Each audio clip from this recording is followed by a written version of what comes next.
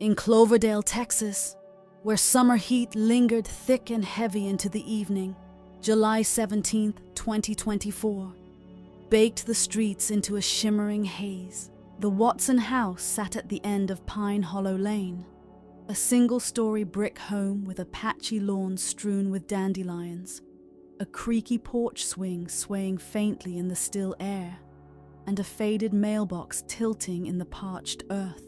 Macy Watson, 35, a nurse with auburn hair pulled into a tight ponytail and green eyes dulled by a grueling double shift, pulled her dusty sedan into the driveway at 7:42 p.m.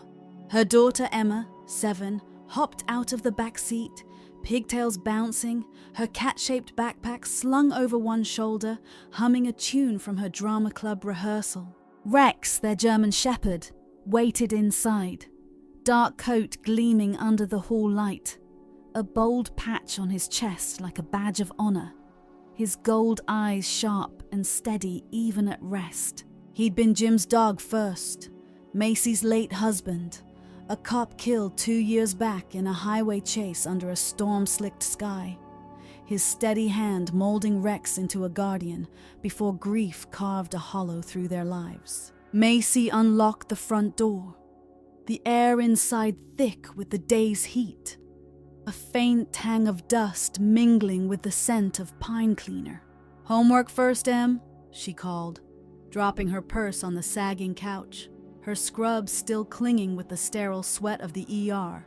Emma plopped at the dining table, pencils spilling from her bag onto the scratched oak, her tongue poking out as she traced spelling words in a spiral notebook, her small feet swinging above the floor. Rex patted over, nudging Emma's hand with his snout, his tail thumping once. She giggled.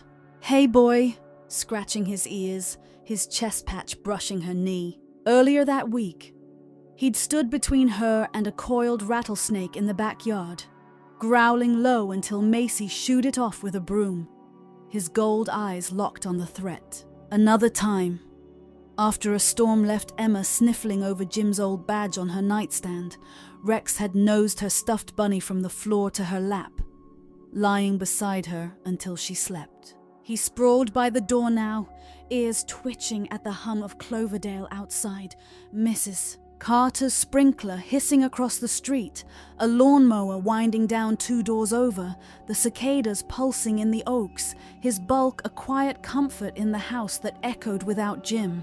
Macy shuffled to the kitchen, pulling chicken thighs from the fridge, her mind drifting as she set a pot on the stove. "What'd you learn today, Em?" she asked, glancing over with a tired smile. Emma looked up, pencil twirling. "We practiced a song about stars," she said, "and I got all my words right." Macy nodded. "Good job, kiddo.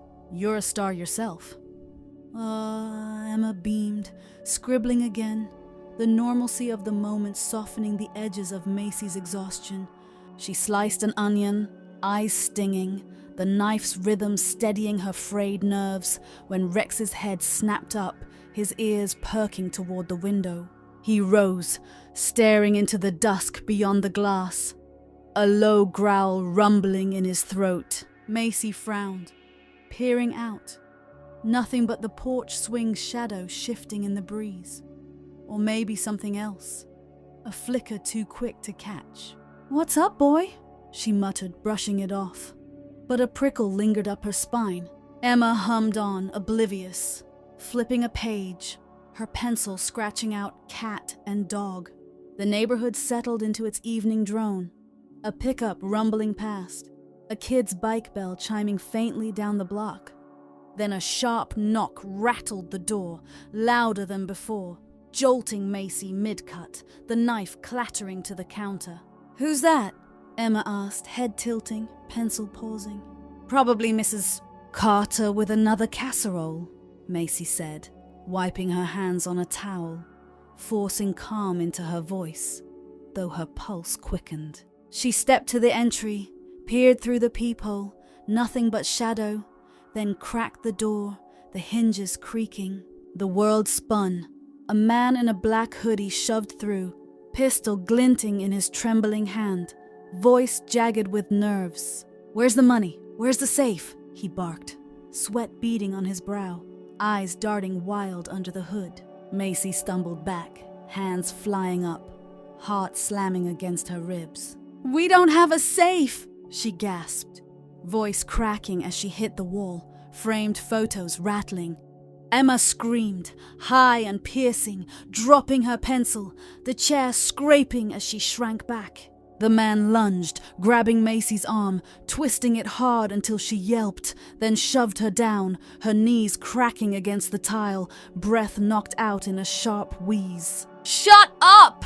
he yelled, spinning toward Emma, pistol shaking as he pointed it at her small frame. "Phones now, unlock 'em!"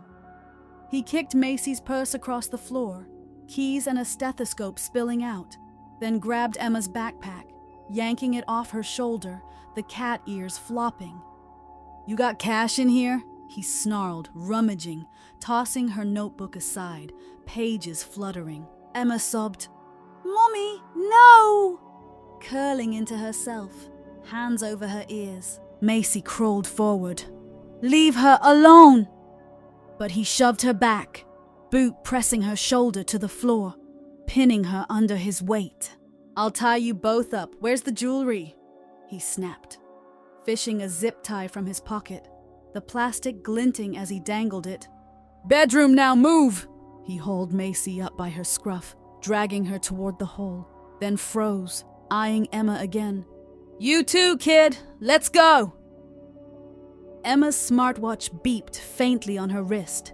She fumbled, tiny fingers hovering over the SOS button, her breath hitching, but his glare locked on her.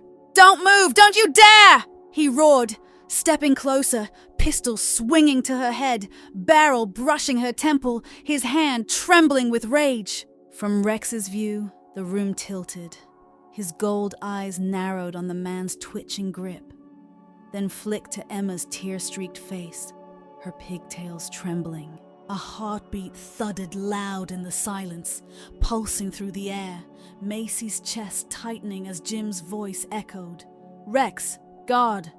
A command from 1,000 training days. She choked out, "Rex, now!" The dog exploded into motion, a blur of dark fur and teeth ripping through the air. In 2 bounds, he clamped his jaws around the gunman's wrist, bone crunching under the force, a guttural yelp tearing from the man's throat. The pistol clattered to the hardwood, skidding under the couch with a metallic scrape.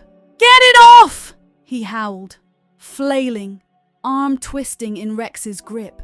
But the dog's weight slammed him down, pinning him flat, growls vibrating through the room like rolling thunder. Macy scrambled up, grabbing Emma, dragging her behind the table, arms locked around her trembling frame, their breaths ragged in sync. "Stay down, baby," she whispered, voice breaking, peering over the edge, her hands shaking as she clutched her daughter's shoulders. Rex held firm, teeth locked on the man's sleeve, eyes blazing gold, his chest patch stark against the chaos, fur bristling along his spine. The robber thrashed, cursing, kicking at the floor, but Rex didn't budge, a wall of fur and fury, his growl deepening with every twitch. Then silence fell.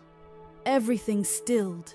Even the cicadas outside seemed to hush. Only Rex's heavy breathing filled the room, a steady rasp, and Emma's muffled sobs broke through, soft and jagged, like the house's heartbeat finding its rhythm again. Macy pressed her forehead to Emma's, whispering, "He's got us. We're safe." Her tears mingling with her daughter's, the air thick with relief. Outside shouts rose, Mrs. Carter at her window. "Henry, get the gun!" Her husband, a wiry retiree in a faded Astros cap, bolted out with a shotgun, pausing at the gate, peering through the dusk, too late to cross the street. Next door, 15-year-old Jake Perez fumbled his phone, filming through his blinds, the shaky footage catching Rex's leap, the guns fall, his whispered, "Holy crap, call 911," to his mom, who was already on the line, voice trembling as she relayed the address. Sirens wailed closer, cutting through the stillness, tires screeching as patrol cars swarmed Pine Hollow Lane, red and blue lights painting the house in frantic streaks. 2 officers burst in, guns drawn. "Hands up!" The man went limp, whimpering under Rex's grip, sweat pooling on the floor beneath him. "Release!" Macy rasped, her throat raw, and Rex stepped back, standing guard, panting hard, his chest heaving as cuffs clicked shut. The cops hauled the man out, his hoodie askew, face pale and streaked with dirt. Officer Delgado, a burly guy with a buzz cut and a faint scar on his jaw, knelt by Rex, scratching his ears with a grin. "Better than any alarm system, this one," he said. "Jim trained him, huh?" "Figures. Guy was a legend at the precinct. Told me once this mutt could sniff out trouble a mile off." Mrs. Carter stumbled over, her apron still dusted with flour, tears streaking her cheeks. "I thought he was just a dog," she said, voice breaking. "But he's their angel guardian." Macy sank to the floor, pulling Emma close, tears streaming as she stroked Rex's fur, his warmth grounding her racing pulse.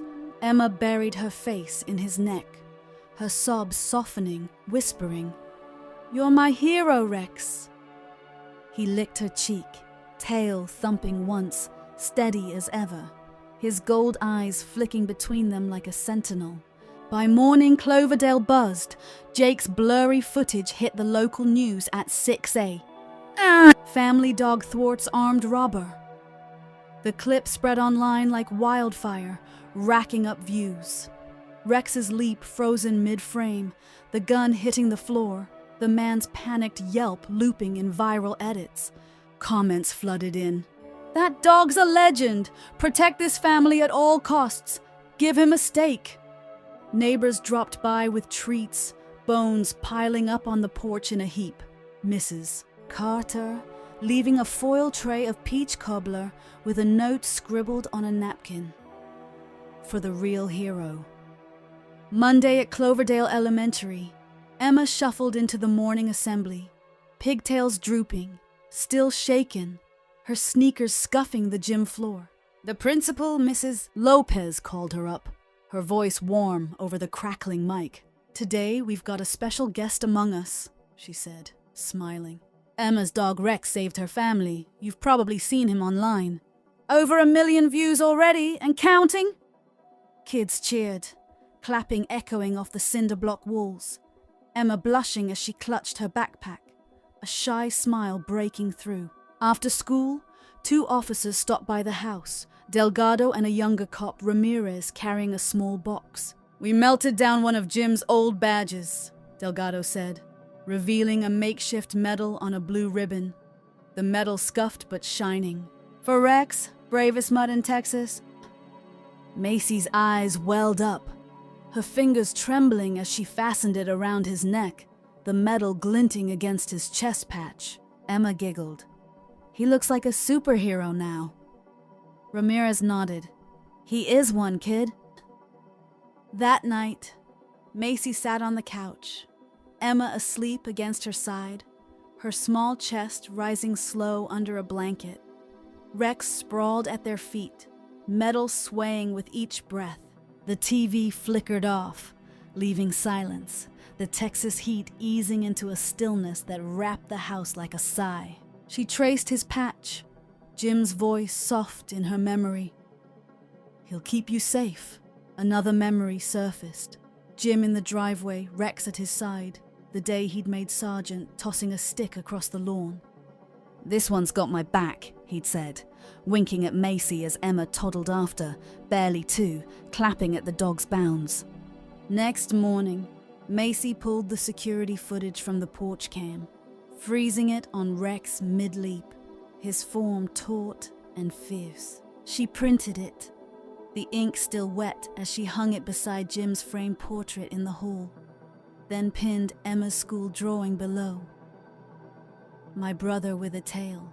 The 3 images aligned, Jim's grin, Rex's vigil, Emma's crayon hero, a quiet panorama of protection unbroken. "You did, didn't you?" she murmured, a smile breaking through her exhaustion, her hand resting on Rex's head.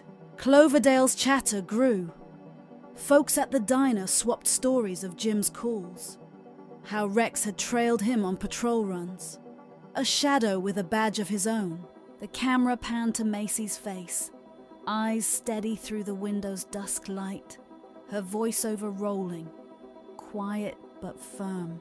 "When I lost Jim, I thought I was alone. Empty, like the world wouldn't blink if we faded away. But Rex, he's not just a dog. He was Jim's voice that night, barking louder than my fear. He heard us when I couldn't scream, and he still does every day." The frame lingered, Rex's gold eyes catching the glow, Emma's hand resting on his fur, the metal swaying beside the trio of images, then faded to black. So, viewers, if you believe loyalty doesn't die, that it just shifts into pause and a beating heart, hit that subscribe button, because stories like this aren't fairy tales, they're reminders. Someone's always there, even if they can't speak.